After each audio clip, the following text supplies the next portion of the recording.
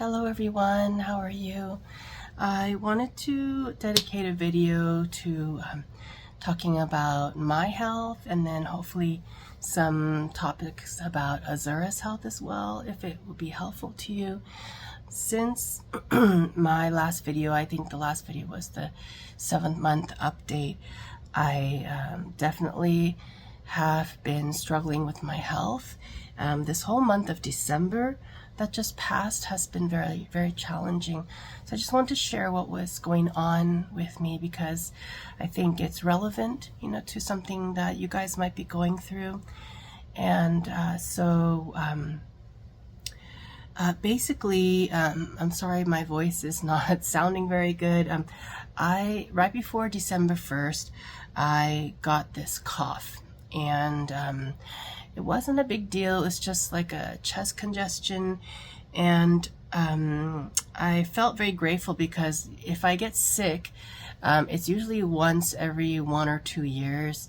Even since 2020, I only remember getting sick one time, and it was like a flu with a little bit of a stomach bug. I'm sorry about the heating.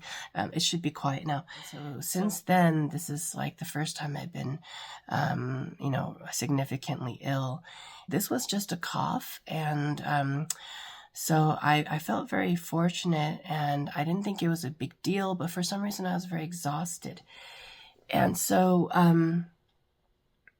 looking back, I can see that I really was struggling with my energy levels, and the coughing is so bad. Like, I'm on day 35 of coughing, and I've pulled like multiple, muscles around my ribs, and I do feel like one of them might be fractured.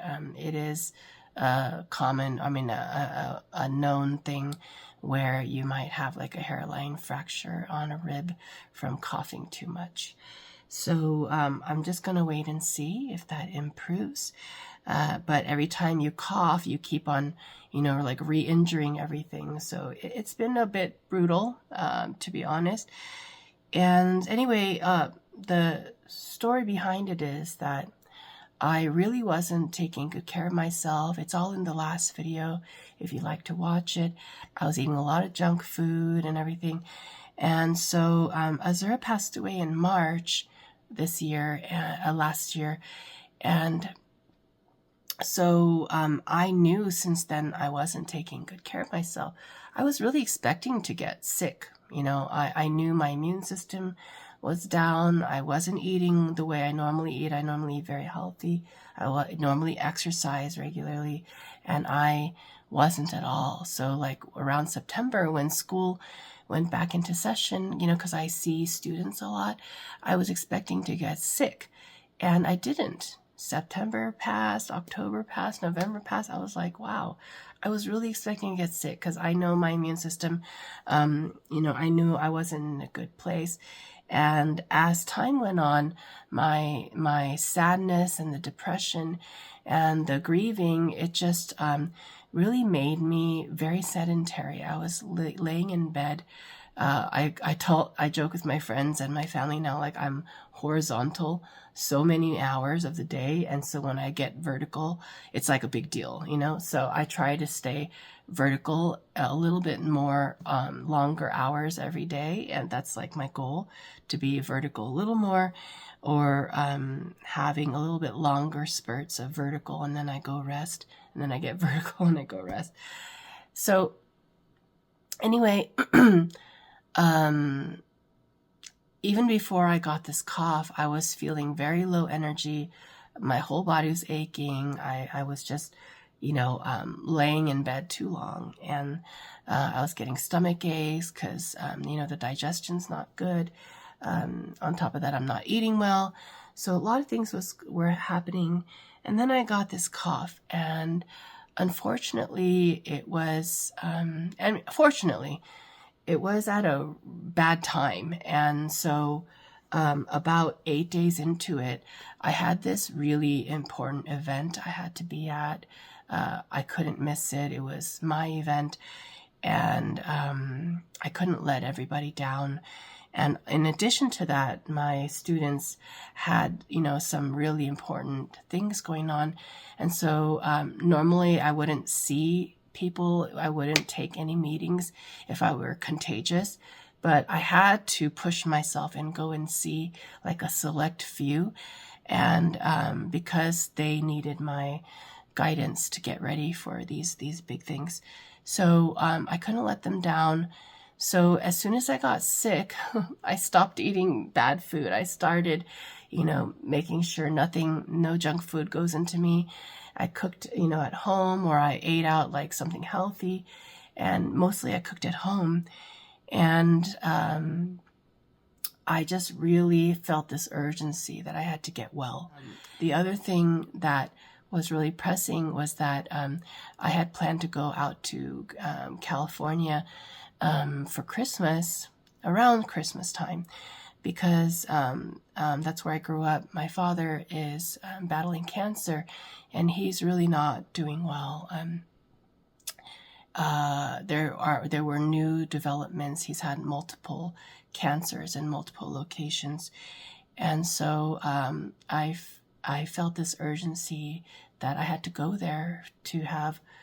It's a really long story. It's such a long story, but I just had to go. Bottom line, and it had to be something special, for the holidays. And, having, a certain reunion that hasn't happened in 20 years. That's the short of it. So anyway, my family, they were concerned because my father had just gone through like a cutting edge CAR T cell therapy. So his immune system was very, very, very, very weakened. And so because I was coughing so much, even though I felt like I was getting well, by day, 15 or 20, I felt like I was getting well enough. They were still very concerned about my father's health. I knew it was going to be fine. I would never endanger anybody's health with my health. But they were concerned, and so I felt this urgency even from the beginning of the month that I had to get well because I couldn't let them down, and I needed to go to California for the holidays. So I put a lot of pressure on myself to eat well. I've reformed myself, which was good. I guess it was the kick in the pants I needed to stop eating junk food. And anyway, I didn't even buy my plane ticket till like less than 24 hours beforehand. Hopped on the plane and went. I was still coughing. I'm still not well now. Imagine like 10 days ago what condition I was in. I was still really struggling. I think I ate like a half a family pack of cough drops just in my journey there. I felt so queasy from all the cough drops and sugar by the time I got there. But I didn't want to cough, have cough attacks in public. I don't think it's a very nice thing to do. So anyway,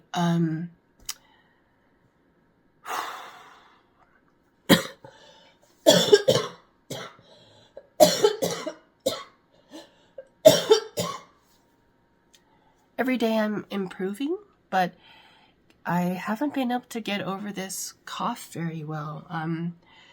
The good news is that I know a lot of people, and from what I hear, the people who had this exact thing, it took them 30 to 60 days to get over it. So that makes me feel a bit better, but at the same time, I know that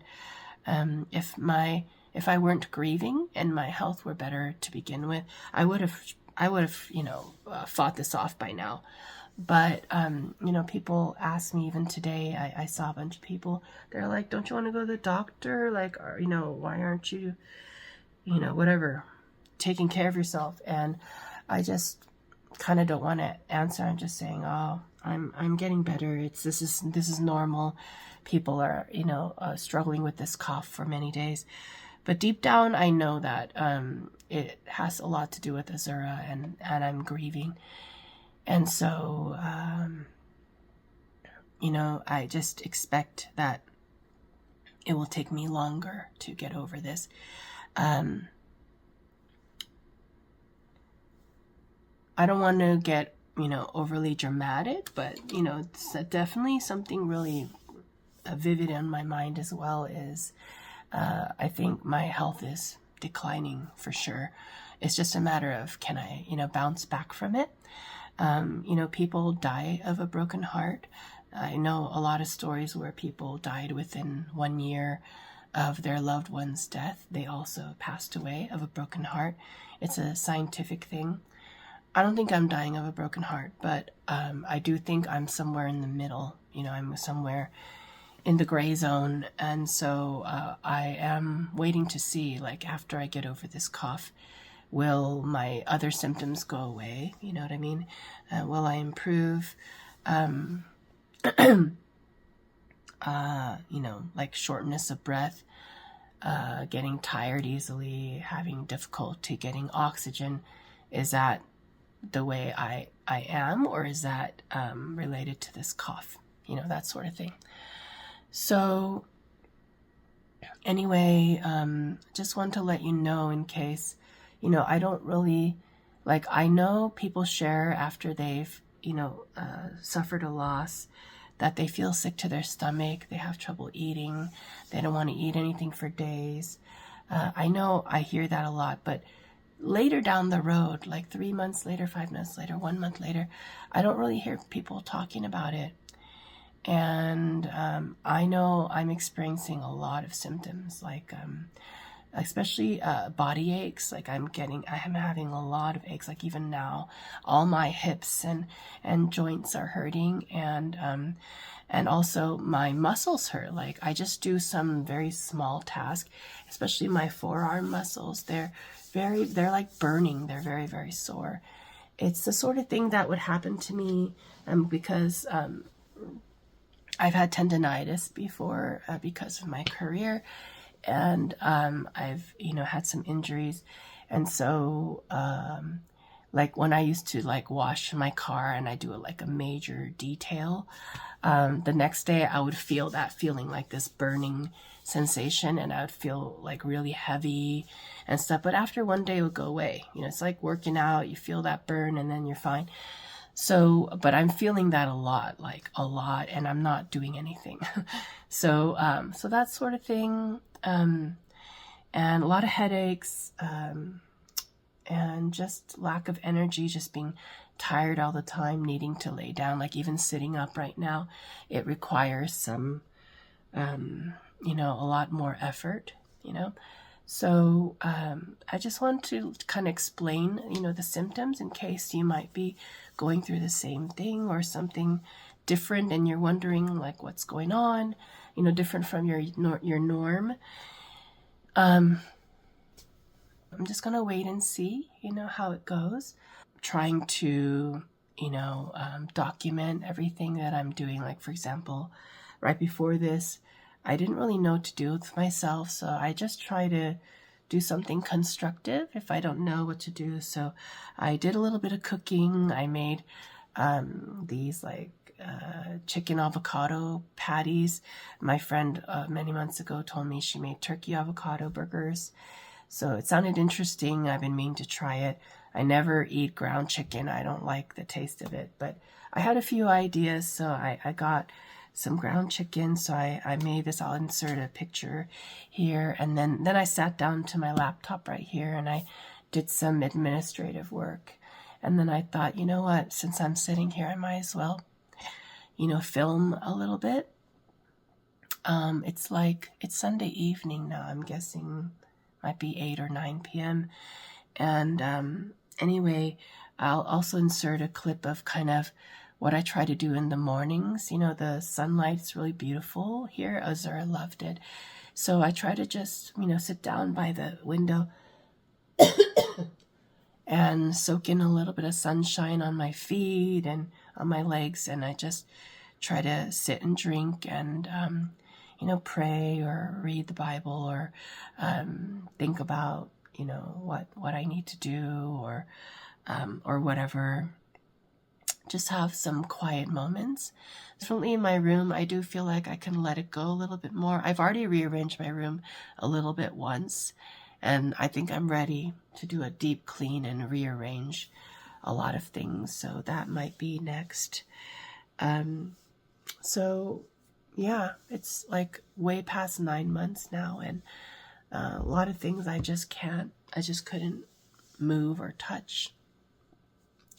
But I think I'm getting there. I do feel like around 9 months is when I felt like I could like finally accept, that she's gone.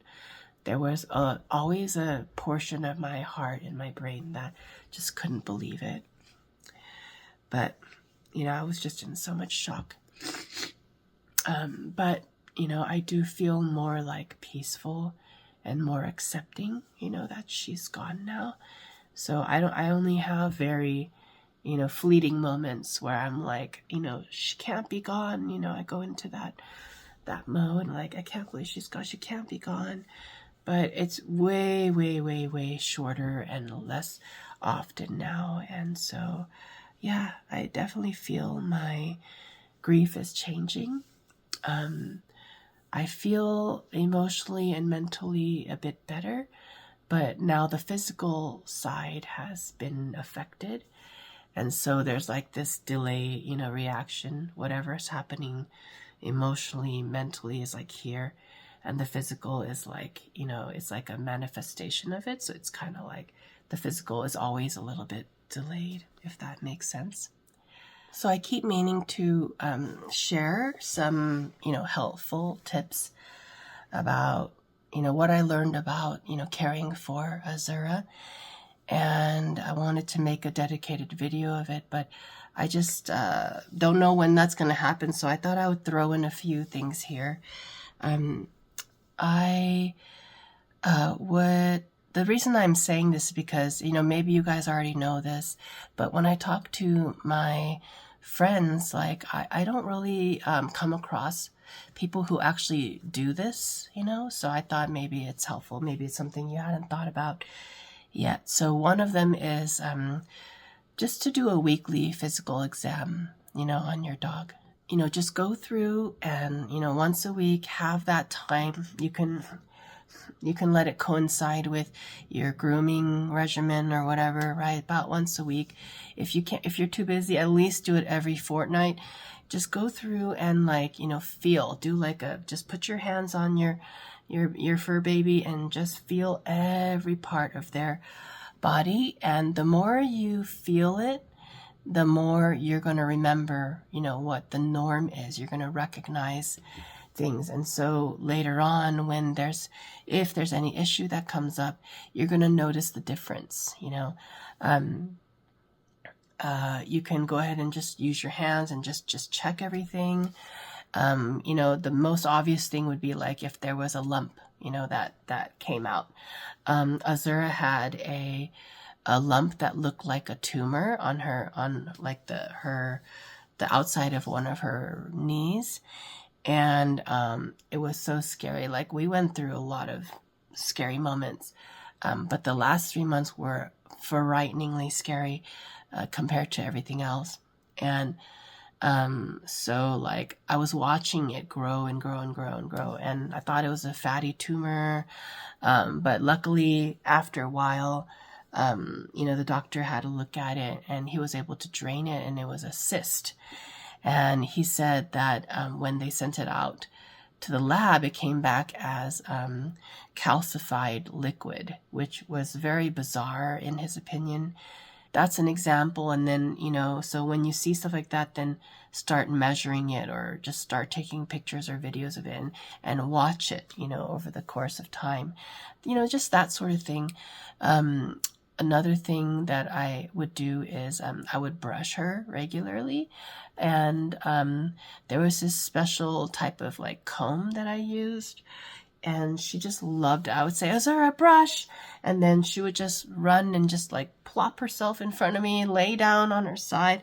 And she just loved it. She would stay there forever if I just brushed her. And she had very sensitive skin. So I, didn't brush very hard. And there was only a certain comb I used. and I had to find it through trial and error. Anyway, it was a good chance for me to check if there were any bumps. So like, when dogs are furry, like you can't really tell if their skin, has a bump or anything, even if it's like a little pimple or something, or even ticks, like you won't know unless you go through and you feel every single thing. So by running my comb, because she was a short-haired, French bulldog, by running my comb gently through it, I could tell if her skin had any texture on it. So it was a really easy way for me to see, because bumps might not seem like a big deal, but like when she was very young, soon after she was spayed, she had these 2 bumps right on her forehead, and they just looked like little pimples. And after some time, they got worse and worse and worse, and she started like losing her fur, and they turned into hot spots. It was like getting red and infected. It was really, really, really scary.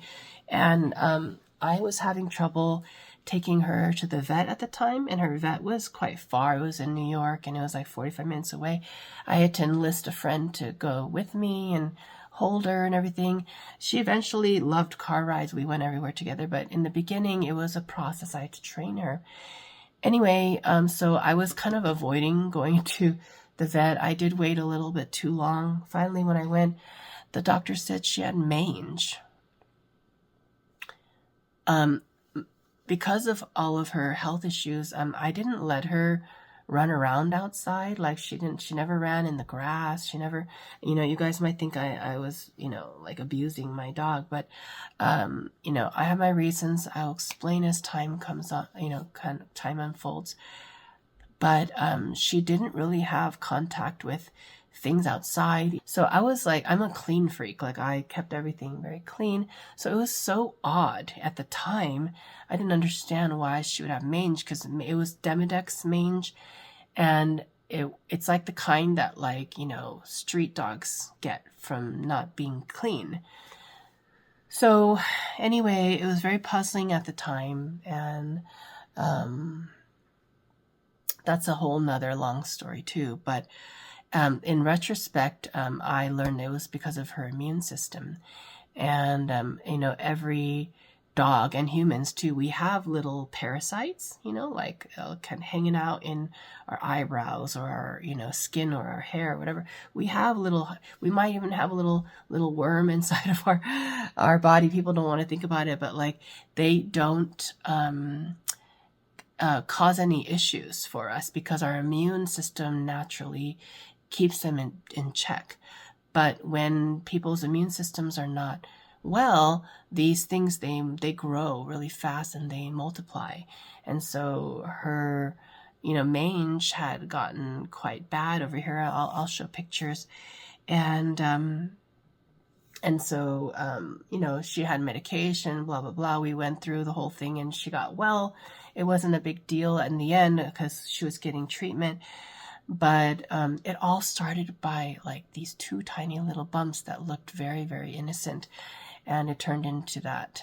So even after her fur grew back, like there was still like evidence that she had a scar there. If you're quite, knowledgeable or experienced or talented, you could also, give them a little bit of a palpitation. So like you could check the back, like medium pressure, not too hard, and just kind of palpitate. And if the dog like starts reacting or, licking their lips or something right at that moment, it could be a sign that they are experiencing discomfort. Same with the abdomen. You could, put some pressure on the abdomen, see. Another thing I would try to do, especially after a certain age, is to get an ultrasound. And that way, one of the most common things I hear, I talk to a lot of dog owners, is that the dog had tumors and they didn't know until it was too late. So the only reason why I found out Azura had a tumor on her spleen was by accident. She had gone to the ER. It's a long story.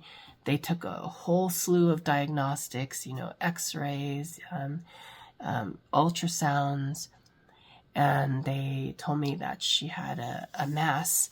And because of the real reason she went to the ER, I was so overwhelmed that I couldn't even think about her having a tumor. So I just placed it in the back of my mind and I didn't think about it.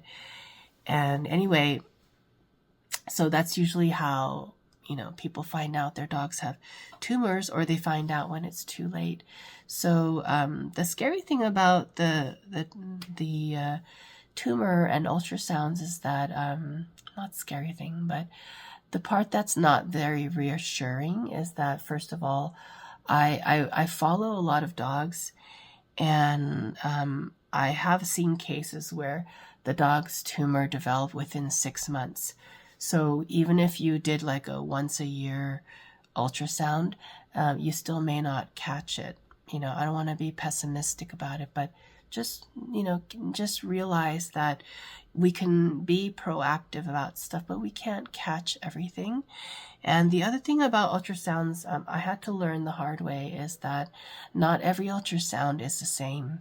There are, techs who do it, or there are radiologists who do it. There are techs who do it, and they just do it and they record videos, and then they send them to the radiologist, or they can do them, or the radiologist can do them live and they're actually looking for something. I hope that makes sense. Like if a tech is doing it, they don't really have the expertise that a surgeon or a doctor or a radiologist has. So they'll just take general pictures, and videos and send them off to be read, by the radiologist. But if you're actually an expert, like a radiologist or a surgeon or an oncologist, and you're doing the ultrasound yourself, you would look deeper into certain things instead of a tech who would just maybe pass by something important. They would just take general videos, if that makes sense. So it's tricky, navigating the whole medical scene and the health aspects is very, very tricky. And unfortunately, I learned a lot of important things when it was too late, so I just want to share, anything that I've learned that may be helpful. So I guess it boils down to try to do weekly or bi-weekly physical exams. I'm not an expert. I'm not an expert. You're not an expert. We're not pretending to be doctors, but maybe you might catch something or notice anything that's out of the ordinary by just looking over, your dog. If you, just feel all the way through and you notice they're wincing, that's great. Like you may not have noticed that, or you may have noticed it too late. I hope you get the general gist. And also checking the skin, brushing regularly. I would also brush her teeth every day or every, other day. I try to do it minimum twice a week. So it gave me a chance to inspect all her teeth, make sure there's nothing, weird going on in her mouth. I kept all of her wrinkles and face very, very clean. I learned my lesson from the mange that I had to keep her face clean and all her little folds, like, under her arms. She would get rashes often. And, like her private area, I would have to make sure I wipe it. So, Frenchies are, they're high maintenance, absolutely high maintenance. So anyway, hopefully this is helpful. I kind of just wanted to give you an update and also talk about health, my health, dog's health. I hope you're well, and I will see you in the next video. Take care.